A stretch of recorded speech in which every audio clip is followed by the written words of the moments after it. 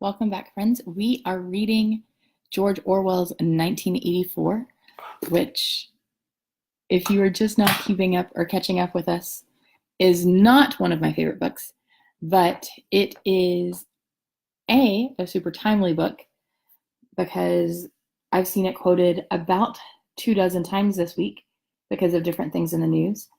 And it's also on the summer reading list for lots of my favorite freshman and sophomore people. And so I thought it would make a perfect Storytime with Loni book. It is broken up into 3 sections or 3 books. And then within those books are chapters. And so the breakdown is kind of weird. And so we'll try to read a chapter or 2 a night and see how it goes. So tonight we're going to start with section 1, chapter 4.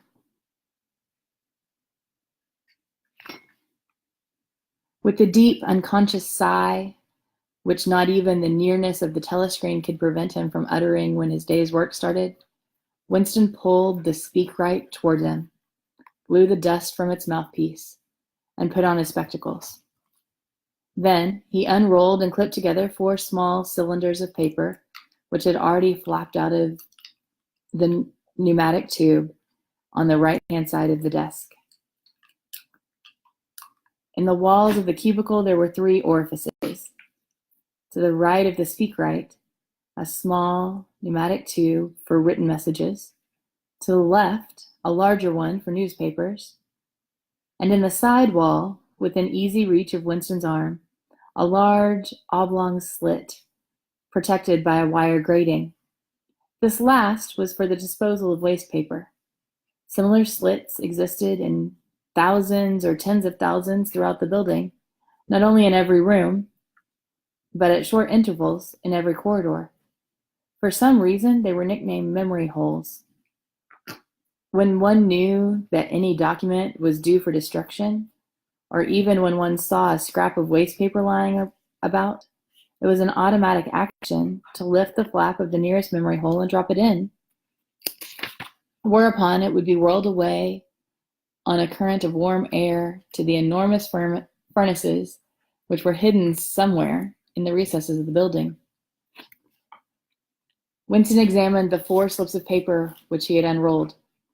Each contained a message of only 1 or 2 lines, in abbreviated jargon, not actually newspeak, but consisting largely of newspeak words, which was used in the ministry for internal purposes.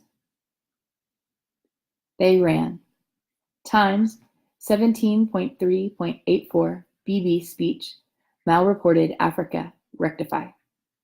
Times 19.12.83 forecast 3 YP 4th quarter 83 misprints, verify current issue. Times 14.2.84 mini plenty, mal-quoted chocolate, rectify. Times 3.12.83 reporting BB day order, double plus ungood, refs unpersons, rewrite, full wise unsubbed, anti-filing. With a faint feeling of satisfaction, Winston laid the 4th message aside. It was an intricate and responsible job, and had better be dealt with last. The other 3 were routine matters, though the second one would probably mean some tedious wading through a list of figures. Winston dialed back numbers on the telescreen and called for the appropriate issues of the Times, which slid out of the pneumatic tube after only a few minutes' delay. The messages he had received referred to articles or news items for one reason or another. It was thought necessary to alter, or, as the official phrase had it, to rectify. For example, it appeared from the Times of the 17th of March that Big Brother, in his speech of the previous day, had predicted that the South Indian front would remain quiet, but that a Eurasian offensive would shortly be launched in North Africa. As it happened, the Eurasian High Command had launched an offensive in South India and left North Africa alone. It was therefore necessary to rewrite the paragraph of Big Brother's speech in such a way to make him predict the thing that had actually happened. Or again, the Times of the 19th of December had published the official forecast of the output of various classes of consumption goods in the fourth quarter of 1983, which was also the sixth quarter of the ninth three-year plan. Today's issue contained a statement of the actual output, from which it appeared that the forecasts were in every instance grossly wrong. Winston's job was to rectify the original figures by making them agree with the later ones. As for the third message, it referred to a simple error which could be set right in a couple of minutes. As short a time ago as February, the Ministry of Plenty had issued a promise, a categorical pledge were the official words, that there would be no reduction of the chocolate ration during 1984. Actually, as Winston was aware, the chocolate ration was to be reduced from 30 grams to 20 at the end of the present week. All that was needed was to substitute for the original promise a warning that it would probably be necessary to reduce the ration at some time in April. As soon as Winston dealt with each of his messages, he clipped the speak-written corrections to the appropriate copy of the Times and pushed them into the pneumatic tube. Then, with a movement which was as nearly as possible unconscious, he crumpled the original message and any notes that he himself had made, dropped them in the memory hole to be devoured by the flames. What happened in the unseen labyrinth, which was the pneumatic tubes, to which the pneumatic tubes led, he did not know in detail, but he knew in general terms. As soon as the corrections which happened to be necessary in any particular number of the Times had been assembled and collated, the number would be reprinted, the original copy destroyed, and the corrected copy placed on the files in its stead. This process of continuous alteration was applied not only to newspapers, but to books, periodicals, pamphlets, posters, leaflets, films, soundtracks, cartoons, photographs, to every kind of literature or documentation which might conceivably hold any political or ideological significance. Day by day, almost minute by minute, the past was brought up to date. In this way, every prediction made by the party could be shown by documentary evidence to have been correct. Nor was any item of news or any expression of opinion which conflicted with the needs of the moment ever allowed to remain on record. All history was a palimpsest, scrapped clean and reinscribed exactly as often as was necessary. In no case would it have been possible, once the deed was done, to prove that any falsification had taken place. The largest section of the records department, far larger than the one in which Winston worked, consisted simply of persons whose duty it was to track down and collect all copies of books, newspapers, and other documents which had been superseded and were due for destruction. A number of the times which might, because of changes in political alignment or mistaken prophecies uttered by Big Brother, have to be rewritten dozens of times, still stood on files bearing the original date. But no other copy existed to contradict it. Books also were recalled and rewritten again and again, and were invariably reissued without any admission that any alteration had been made. Even when instructions which Winston received, and which he invariably got rid of as soon as he had dealt with them, never stated or implied that any act of forgery was to be committed. Always the reference was to slips, errors, misprints, or misquotations, which it was necessary to put right in the interest of accuracy. But actually, he thought as he readjusted the Ministry of Plenty's figures, it was not even a forgery. It was merely a substitution of one piece of nonsense for another. Most of the material that you were dealing with had no connection with anything in the real world, not even the kind of connection that contained a direct lie. Statistics were just as much a fantasy in their original version as in their rectified version. A great deal of the time you were expected to make them up out of your head, For example, the Ministry of Plenty's forecast had estimated the output of boots for the quarter at 145 million pairs. The actual output was given as 62 millions. Winston, however, in rewriting the forecast, marked the figure down to 57 millions so as to allow for the usual claim that the quota had been overfilled. In any case, 62 millions was no nearer to the truth than 57 millions or 145 millions. Very likely, no boots had been produced at all. Likelier still, nobody knew how many had been produced, much less cared. All one knew was every quarter, astronomical numbers of boots were produced on paper, while perhaps half the population of Oceania went barefoot. And so it was every class of recorded fact, great and small. Everything faded away into a shadow world in which, finally, even the date of the year had become uncertain. Winston glanced across the hall. In the corresponding cubicle, on the other side of a small, precise-looking dark-chinned man named Tilliston was working steadily away, with a folded newspaper on his knee and his mouth very close to the mouthpiece of a speakwrite.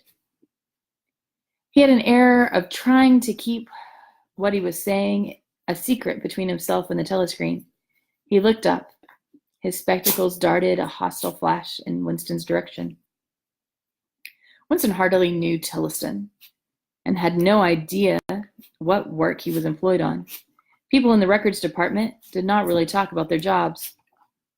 In the long, windowless hall, with its double row of cubicles and its endless rustle of papers and hum of voices murmuring into speakwrites, there were quite a dozen people whom Winston did not even know by name, though he daily saw them hurrying to and fro in the corridors and gesticulating in the 2 minutes of hate.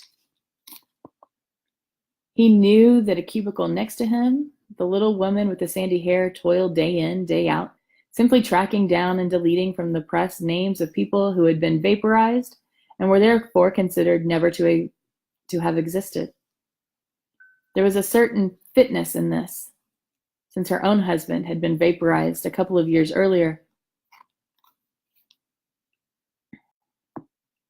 And a few cubicles away, a mild, ineffectual, dreamy creature named Ampleforth, with very hairy ears and a surprising talent for juggling with rhymes and meters, was engaged in producing garbled versions, definitive texts they were called, of poems which had become ideologically offensive, but which for one reason or another were to be retained in the anthologies. And this hall, with its 50 workers or thereabout, was only one subsection, a single cell, as it were, in the huge complexity of the records department. Beyond, above, below, were other swarms of workers engaged in an unimaginable multitude of jobs.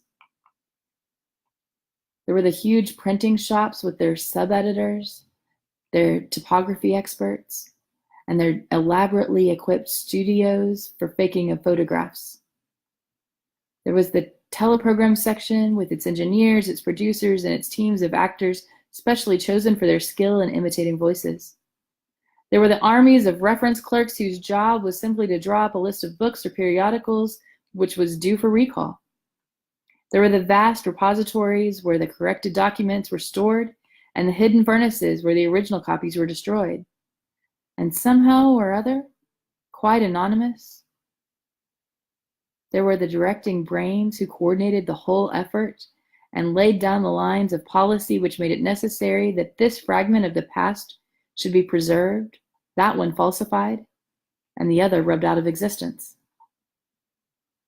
And the records department, after all, was itself only a single branch of the Ministry of Truth, whose primary job it was not to reconstruct the past, but to supply the citizens of Oceania with newspapers, films, textbooks, telescreen programs, plays, novels, with every conceivable kind of information, instruction, and entertainment, from statue to a slogan, from a lyric poem to a biological treatise, and from a child's spelling book to a Newspeak dictionary.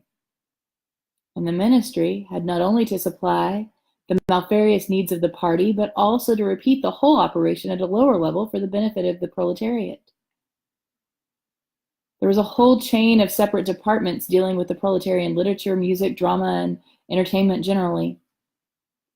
Here were produced rubbishy newspapers containing almost nothing except sport, crime, and astrology, sensational 5-cent novelettes, film oozing with sex, sentimental songs which are composed entirely of mechanical means on a special kind of kaleidoscope known as a, sorry, there's a smudge, versificator.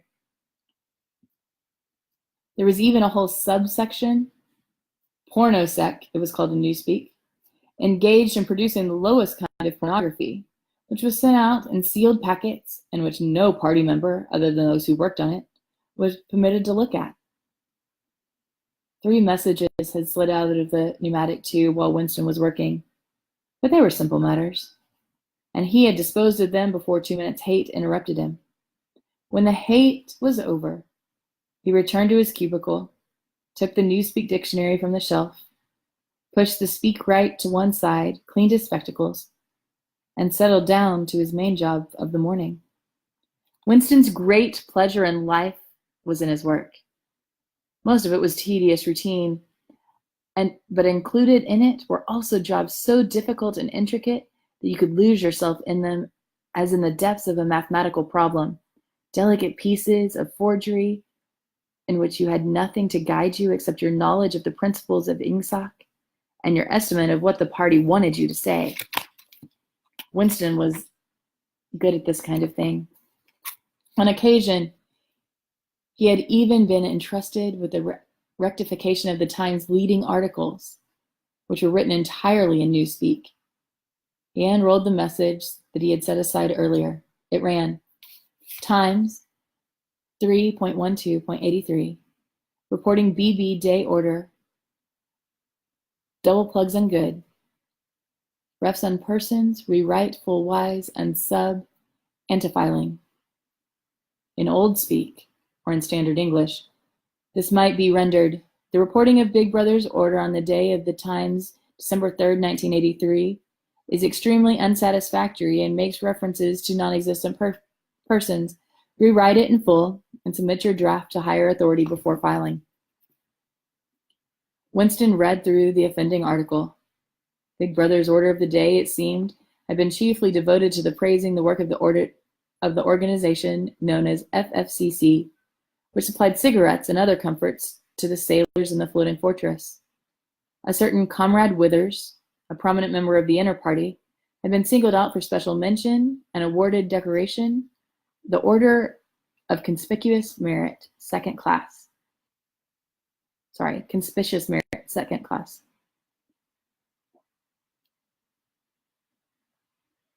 Three months later, FFCC had suddenly been dissolved with no reasons given. One could assume that Withers and his associates were now disgraced, and that there had been no report of the matter in the press or on the telescreen. That was to be expected, since it was unusual for political offenders to be put on trial or even publicly denounced. The great purges involved thousands of people with public trials of traitors and thought criminals who made abject confession of their crimes and were afterwards executed, with special showpieces not occurring oftener than once every couple of years. More commonly, people who incurred the displeasure of the party simply disappeared and were never heard from again. One never had the smallest clue as to what happened to them. In some cases, they might not even be dead. Perhaps 30 people personally known to Winston, not counting his parents, had disappeared at one time or another. Winston stroked his nose gently with a paperclip. In a cubicle across the way, Comrade Tilliston was still crouching secretly over his speakwrite. He raised his head for the moment. Again, a hostile spectacle flash. Winston wondered whether Comrade Tilliston was engaged in the same job himself. It was perfectly possible. So tricky a piece of work would never be entrusted to a single person.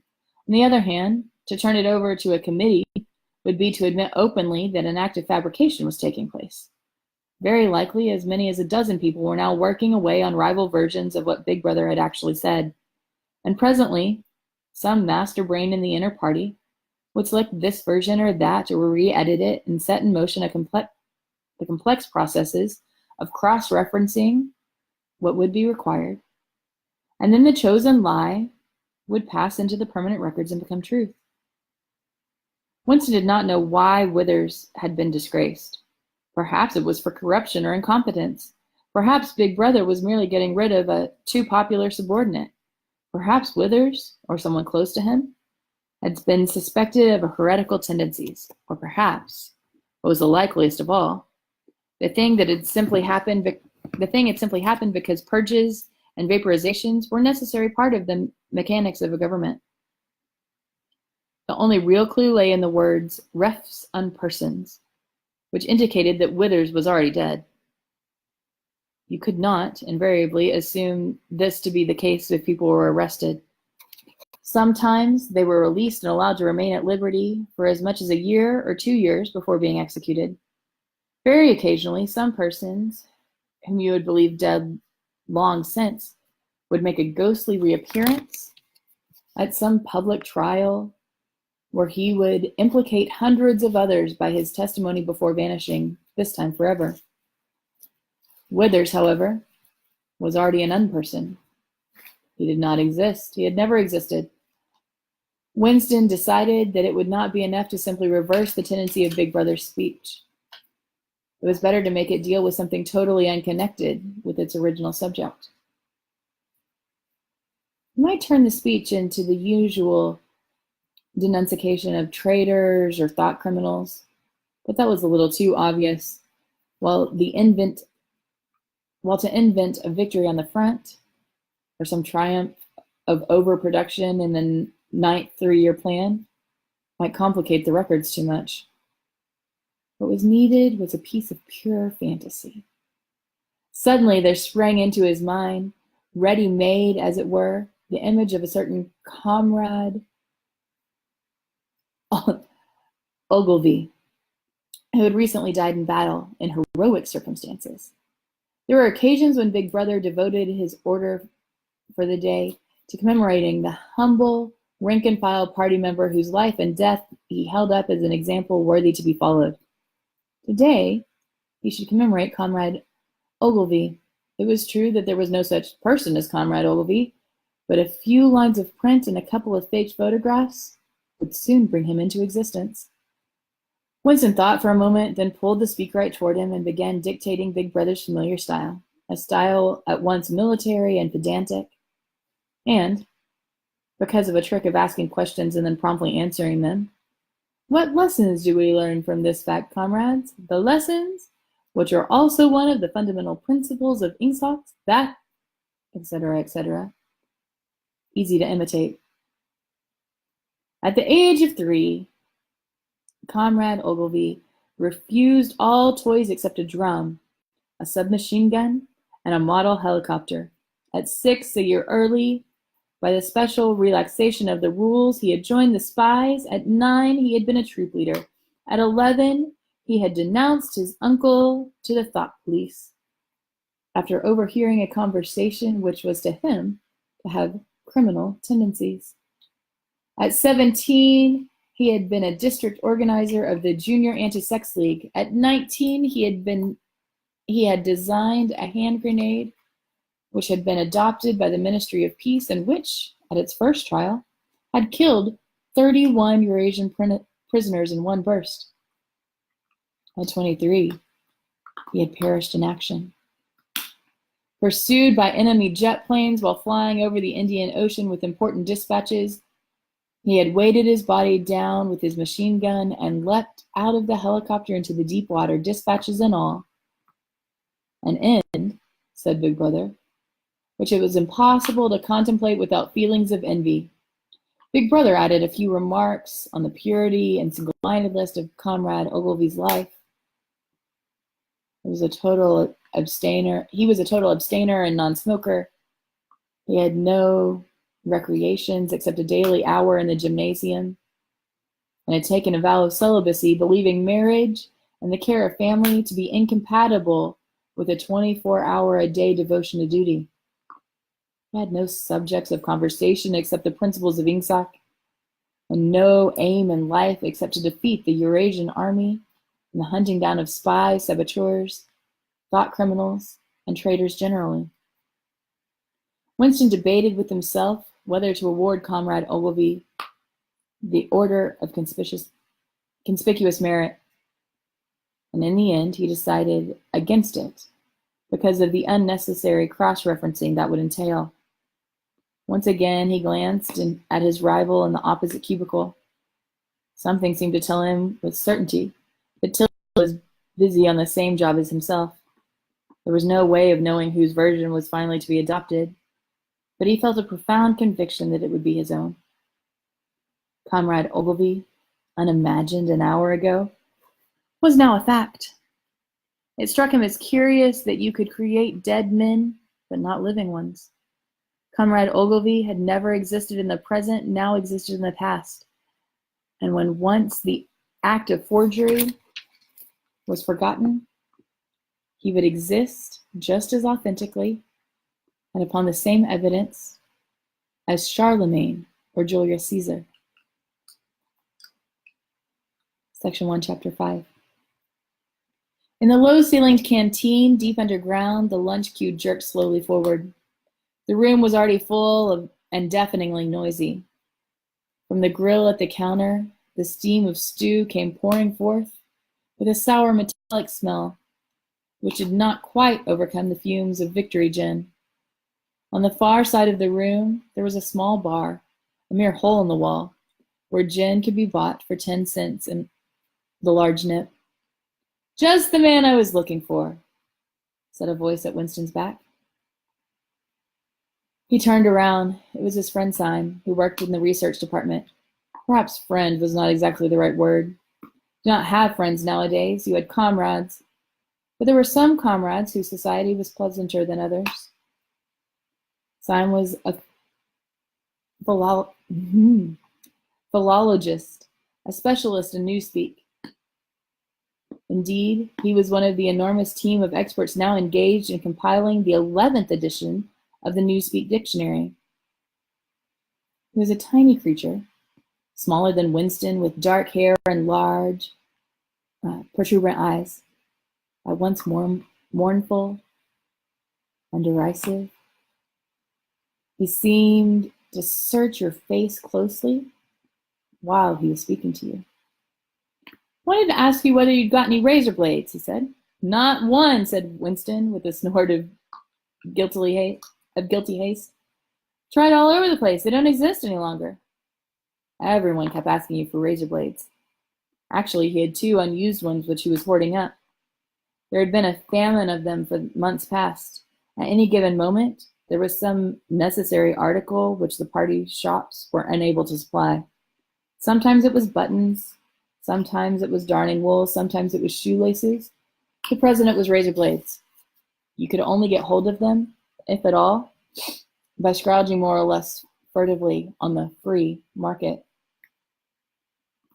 "I've been using the same blade for 6 weeks, he added untruthfully. The queue gave another jerk forward. As they halted, he turned and faced Syme again. Each of them took a greasy metal tray from the pile at the edge of the counter. "Did you go and see prisoners hanged yesterday?" said Syme. "I was working," said Winston indifferently. "I shall see it on the flicks, I suppose." "A very inadequate substitute," said Syme. His mocking eyes roved over Winston's face. "I know you," the eyes seemed to say. "I see through you. I know very well why you didn't go to see those prisoners hanged." In an intellectual way, Syme was venomously orthodox. He would talk with the disagreeable gloating satisfaction of helicopter raids on enemy villages, the trial and confessions of thought criminals, the executions, and the cellars of the Ministry of Love. Talking to him was largely a matter of getting him away from such subjects and entangling him, if possible, in the technicalities of newspeak, on which he was authoritative and interesting. Winston turned his head a little aside to avoid the scrutiny of the large dark eyes. "It was a good hanging," said Syme reminiscently. "I think it spoils it when they tie their feet together. I like to see them kicking. And above all, at the end, the tongue sticking right out in blue. A quite bright blue. That's the detail that appeals to me. Next, please," yelled the white-aproned prole at the end with a ladle. Winston and Syme pushed their trays beneath the grill. Onto each was dumped swiftly a regulation lunch. Metal pannikin with pinkish gravy stew, a hunk of bread, a cube of cheese, a mug of milkless Victory coffee, and one saccharine tablet. "There's a table over there under that telescreen," said Syme. "Let's pick up a gin on the way." The gin was served out to them in handleless china mugs.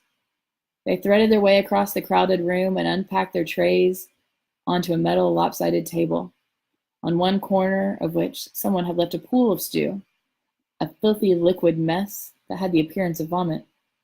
Winston took up his mug of gin, paused for an instant to collect his nerve, and gulped the oily tasting stuff down. When he had winked the tears from his eyes, he suddenly discovered that he was hungry. He began swallowing spoonfuls of the stew, which, in among its general sloppiness, had cubes of spongy pinkish stuff which was probably a preparation of meat. Neither of them spoke again until they had emptied their pannikins. From the table at Winston's left, a little behind his back, someone was talking rapidly and continuously, a harsh gabble almost like the quacking of a duck, which pierced the general uproar of the room. "How's the dictionary getting on?" said Winston, raising his voice to overcome the noise. "Slowly," said Syme. "I'm on the adjectives. It's fascinating." He had brightened up immediately at the mention of the newspeak.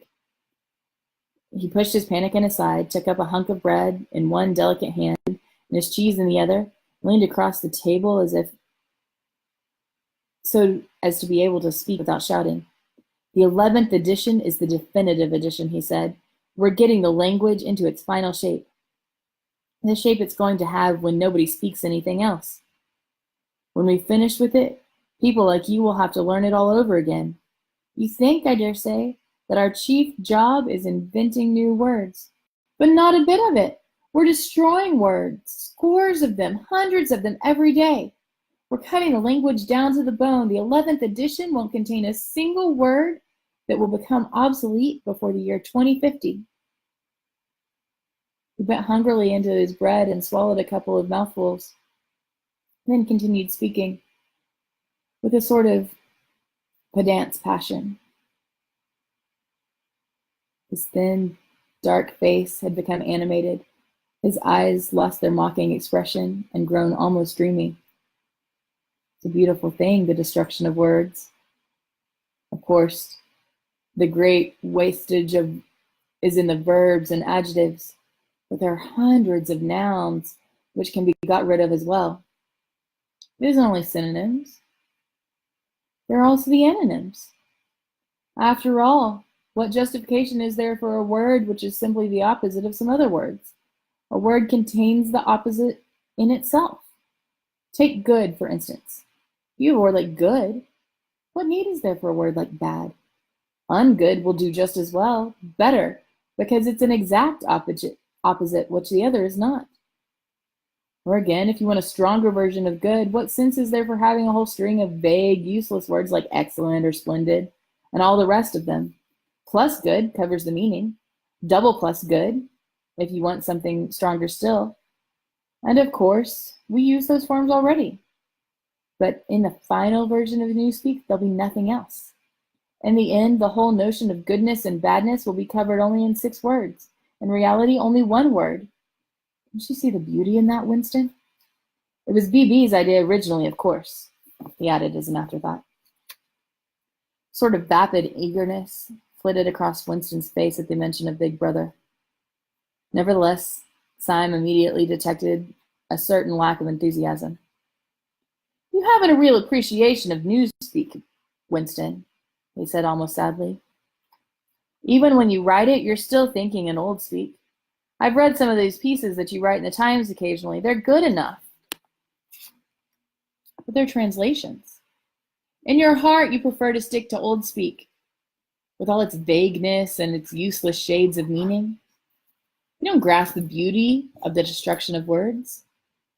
Do you know that newspeak is the only language in the world whose vocabulary gets smaller every year? Winston did know that, of course. He smiled sympathetically, he hoped, not trusting himself to speak. Syme bit off another fragment from the dark-colored bread, chewed it briefly, and went on. Don't you see that the whole aim of newspeak is to narrow the range of thought? In the end, we shall make thought crime literally impossible, because there will be no words in which to express it. Every concept that can ever be needed will be expressed by exactly one word, with its meaning rigidly defined and all its subsidiary meanings rubbed out and forgotten. Already in the 11th edition, we're not far from that point, but the process will still be continuing long after you and I are dead. Every year, fewer and fewer words, and the range of consciousness always a little smaller. Even now, of course, there's no reason or excuse for committing thought crime. It's merely a question of self-discipline, reality control. But in the end, there won't be any need for even that. The revolution will be complete when the language is perfect. Newspeak is Ingsoc and Ingsoc is Newspeak, he added with a sort of mystical satisfaction. Has it ever occurred to you, Winston, that by the year 2050, at the very latest, not a single human being will be alive who could understand such a conversation as we are having now?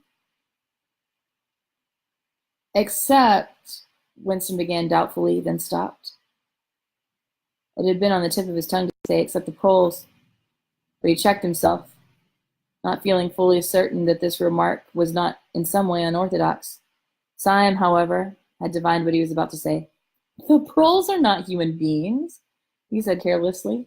By 2050, earlier probably, all real knowledge of old speak will have disappeared. The whole literature of the past will have been destroyed. Chaucer, Shakespeare, Milton, Byron, they'll only exist in newspeak versions. Not merely changed into something different, but actually changed into something contradictory of what they used to be. Even the literature of the party will change. Even the slogans will change. How could you have a slogan like freedom is slavery when the concept of freedom has been abolished? The whole climate of thought will be different. In fact, there will be no thought.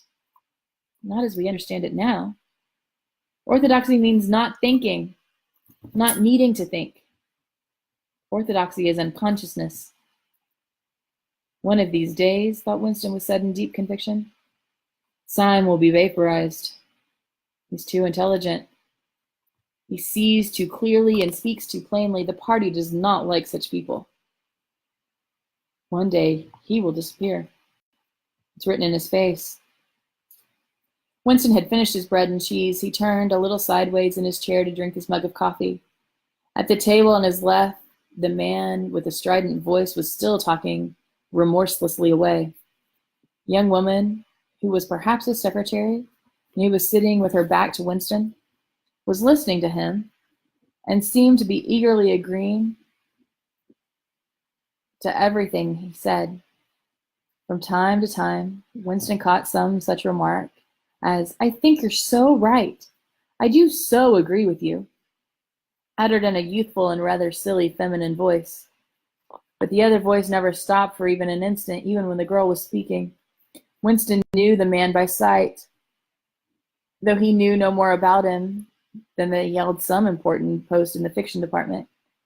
He was a man of about 30, with a muscular throat and large, mobile mouth. His head was thrown back a little, and because of the angle at which he was sitting, his spectacles caught in the light and presented to Winston two blank discs instead of eyes.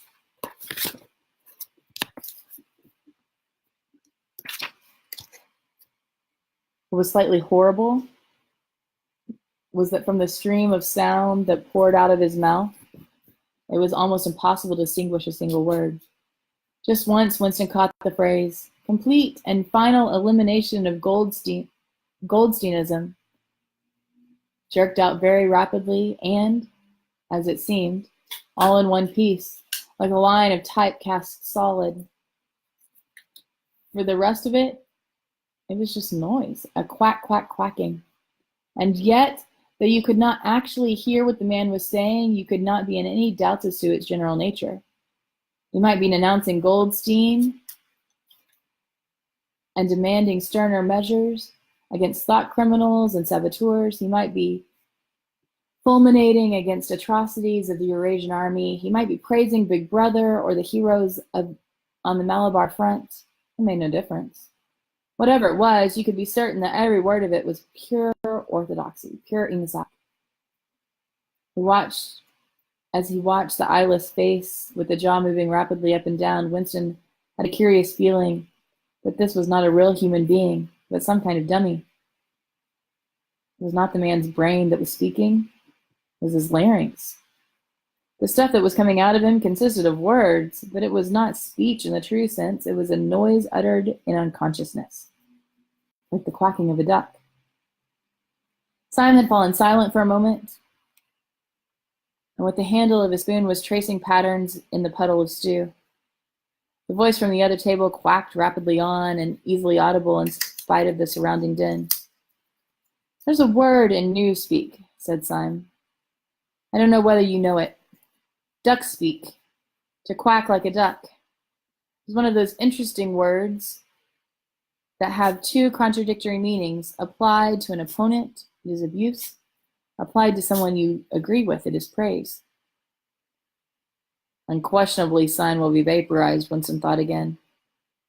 He thought it with a kind of sadness, although well knowing that Sign despised him and slightly disliked him, and was fully capable of denouncing him as a thought criminal if he saw a reason for doing so. There was something subtly wrong with Sign. There was something that he lacked: discretion, aloofness, a sort of saving stupidity. You could not say that he was unorthodox. He believed in the principles of Ingsoc. He venerated Big Brother. He rejoiced over victories. He hated heretics, not merely with sincerity, but with a sort of restless zeal and up-to-dateness of information, which the ordinary party member did not approach. He had a faint air of disreputability always clung to him. He said things that would have been better unsaid. He had read too many books. He frequented the Chestnut Tree Cafe, haunt of painters and musicians. There was no law, not even an unwritten law, against frequenting the Chestnut Tree Cafe, yet the place was somehow ill-omened. The old discredited leaders of the party had been used to gather there. The old discredited leaders of the party had been used to gather there before they had finally been purged. Goldstein himself, it was said, had sometimes been seen there years or decades ago. Syme's fate was not difficult to foresee. And yet it was a fact that if Syme grasped, even for 3 seconds, the nature of his, Winston's, secret opinions, he would betray him instantly to the thought police. So would anybody else, for that matter. But Syme more than most. Zeal was not enough. Orthodoxy was unconsciousness. He looked up. "Here comes Parsons," he said. Something in his tone of voice seemed to also add, "That bloody fool, Parsons." Winston's fellow tenant in the Victory Mansion was, in fact, threading his way across the room. A tubby, middle-sized man with fair hair and a frog-like face. At 35, he was already putting on rolls of fat at neck and waistline, but his movements were brisk and boyish. His whole appearance was of that of a little boy grown large, so much so that although he was wearing the regulation overalls, it was almost impossible not to think of him as being dressed in blue shorts, gray shirt, and red neckerchief of the spies. And visualizing him, one saw always a picture of dimpled knees and sleeves rolled back from pudgy forearms. Parsons did, indeed, invariably revert to shorts when a community hike or any other physical activity gave him the excuse for doing so. He greeted them both with a cheery "Hello, hello," and sat down at the table, giving off an intense smell of sweat. Beads of moisture stood out all over his pink face. His powers of sweating were extraordinary. At the community center, you could always tell when he had been playing table tennis by the dampness of the bat handle. Syme had produced a strip of paper on which there was a long column of words and was studying it with an ink pencil between his fingers. "Look at him working away at the lunch hour," said Parsons, nudging Winston. "Keenness, eh? What's that you got there, old boy? Something a bit too brainy for me, I expect. Smith, old boy, I tell you why I'm chasing you. It's that sub you forgot to give me." "Which sub was that?" said Winston, automatically feeling for money. About a quarter of one's salary had to be earmarked for voluntary subscriptions, which were so numerous that it was difficult to keep track of them. "For Hate Week, you know, the House by House Fund. I'm treasurer for our block. We're making an all-out effort, going to put in a tremendous show, I tell you. It won't be my fault if old Victory Mansions doesn't have the biggest outfit of flags in the whole street. $2, you promised me." Winston found and handed over the 2 creased and filthy notes, which Parsons entered into a small notebook in the neat handwriting of the illiterate. "By the way, old boy," he said, "I hear that little beggar of mine let you fly with his catapult yesterday. I gave him a good dressing down for it. In fact, I told him I'd take the catapult away if he does it again." "I think he was a little upset at not going to the execution," said Winston. "Ah, well, what I mean to say, shows that right spirit, doesn't it, sir? Mischievous little beggars they are, both of them. But talk about keenness. All they think about is the spies, and war, of course. Don't know about that little girl of mine did last Saturday, when her troop was on the hike out in Berkhamsted Way. She got 2 other girls to go with her, slipped off from the hike, and spent the whole afternoon following a strange man. They kept on his tail for 2 hours right through the woods, and then, when they got to the Amersham, handed him over to the patrols." "What'd they do that for?" said Winston, somewhat taken aback. Parsons went on triumphantly. "My kid made sure he was some kind of enemy agent. Might have been dropped by parachute, for instance. But here's the point, old boy. What do you think put her onto him in the first place? She spotted he was wearing a funny kind of shoes. Said she'd never seen anyone wearing shoes like that before, so the chances were he was a foreigner. Pretty smart for a nipper of 7, eh?"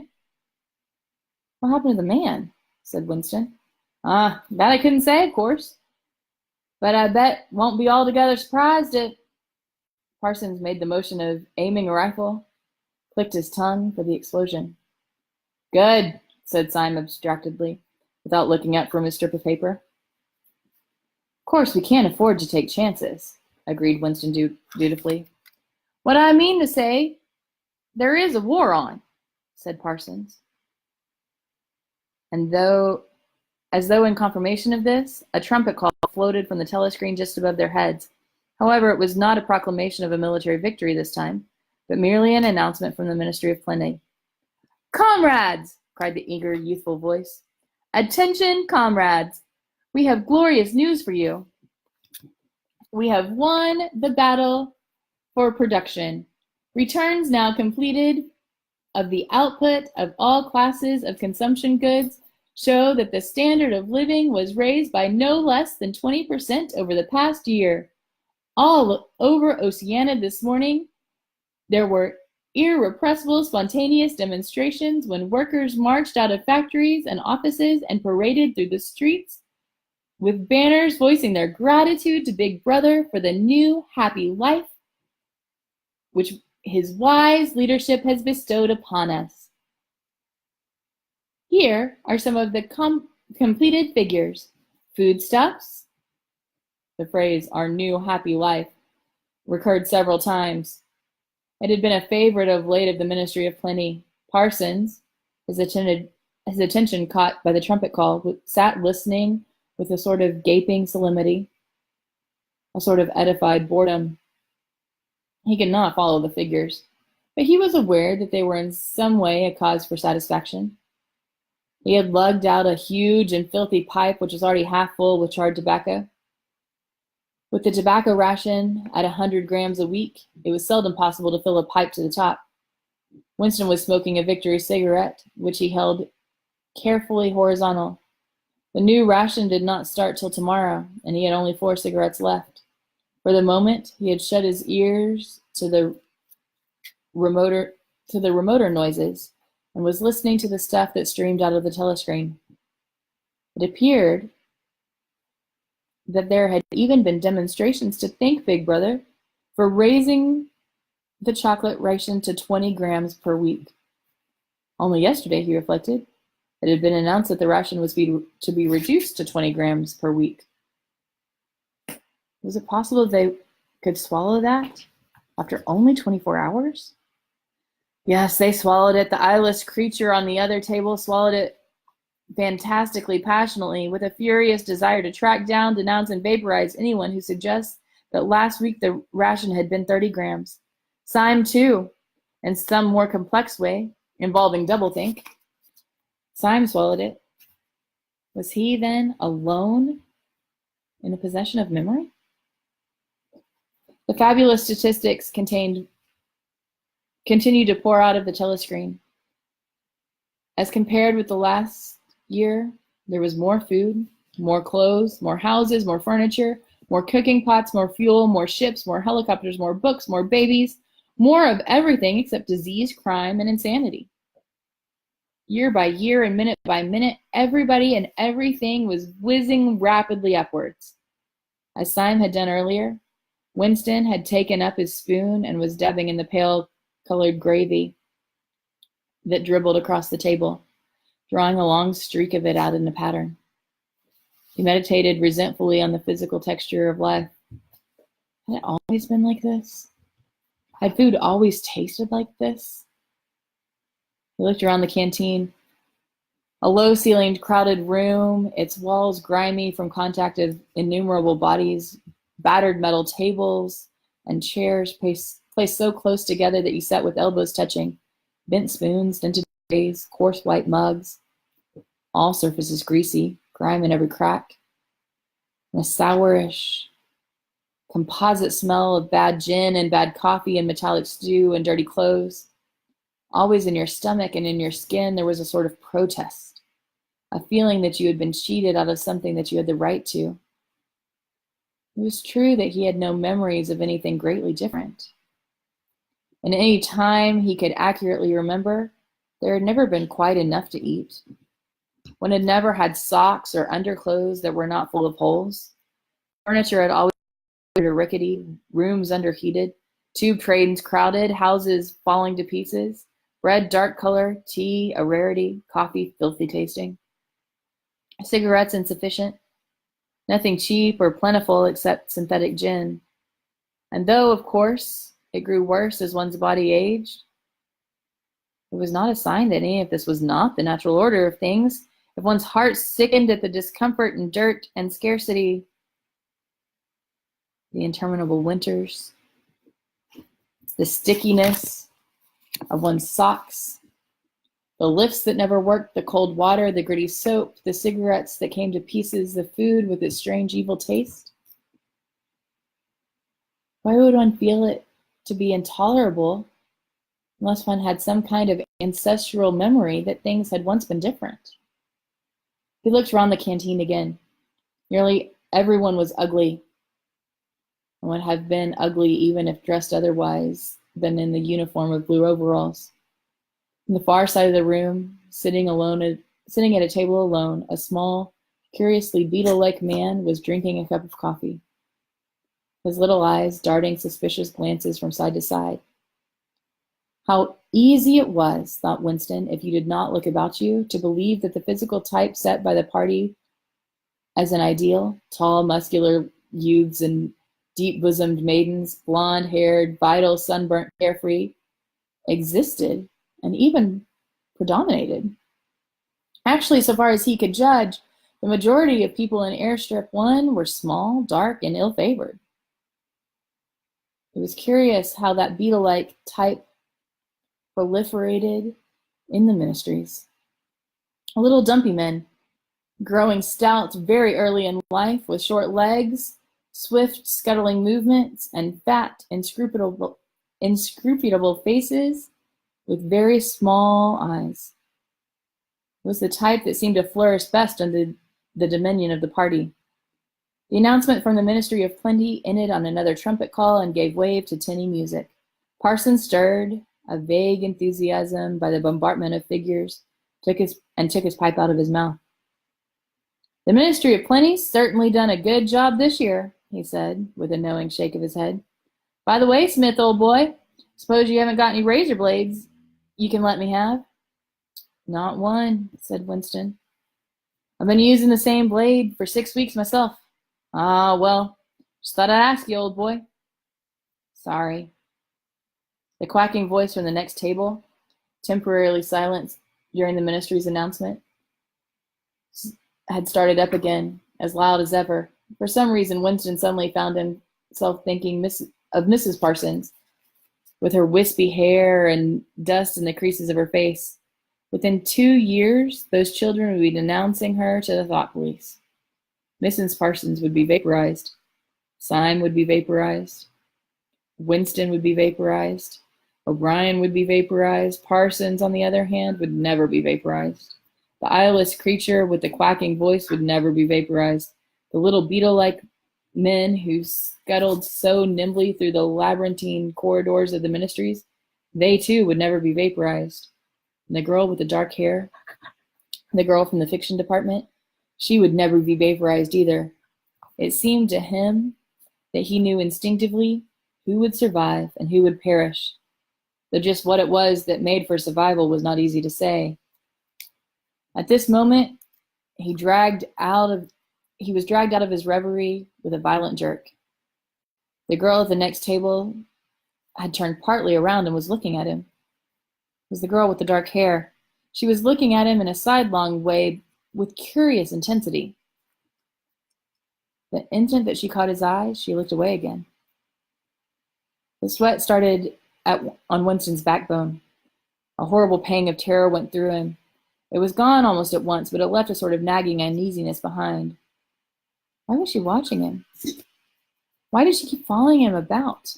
Unfortunately, he could not remember whether she had already been at the table when he arrived. Okay?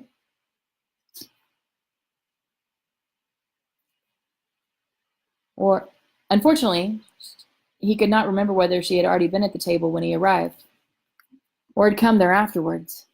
But yesterday, at any rate, during the 2 minutes hate, she sat immediately behind him, and there was no apparent need to do so. Quite likely her real object had been to listen to him and to make sure whether he was shouting loudly enough. His earlier thought returned to him. Probably she was not actually a member of the thought police. But then it was precisely the amateur spy who was the greatest danger at all. He did not know how long she had been looking at him, but perhaps for as much as 5 minutes. It was possible that his features had not been perfectly under control. It was terribly dangerous to let your thoughts wander when you were in any public place within range of a telescreen. The smallest thing could give you away. A nervous tic, an unconscious look of anxiety, a habit of muttering to yourself, anything could be carried with it the suggestion of abnormality, of having something to hide. In any case, to wear an improper expression on your face, to look incredulous when a victory was announced, for example, was itself a punishable offense. There was even a word for it in newspeak. Face crime, it was called. The girl had turned her back to him again. Perhaps, after all, she was not really following him about. Perhaps it was coincidence that she had sat so close to him 2 days running. His cigarette had gone out, and he laid it carefully on the edge of the table. He would finish smoking it after work if he could keep the tobacco in it. Quite likely the person at the next table was a spy of the thought police, and quite likely he would be in the cellars of the Ministry of Love within 3 days. But a cigarette end must not be wasted. Syme had folded up his strip of paper and stowed it away in his pocket. Parsons began talking again. Did I ever tell you, old boy, he said, chuckling around the stem of his pipe, about the time when those two nippers of mine set fire to the old market woman's skirt because they saw her wrapping up sausages in a poster of BB? Sneaked up behind her and set fire with the box of matches. Burned her quite badly, I believe. Little beggars, eh? But keen as mustard. That's a first-rate training they give 'em in those spies nowadays. Better than my day, even. What do you think the latest thing they've served them out with? Ear trumpets for listening through keyholes? My little girl brought one home the other night. Tried it out on our sitting room door and reckoned she could hear twice as much as with her ear to the hole. Of course, it's only a toy, mind you. Still gives them the right idea, eh? At this moment, the telescreen let out a piercing whistle. It was time to return to work. All three men sprang to their feet to join the struggle around the lifts, and the remaining tobacco fell out of Winston's cigarette. We'll see you tomorrow for Section 1, Chapter 6.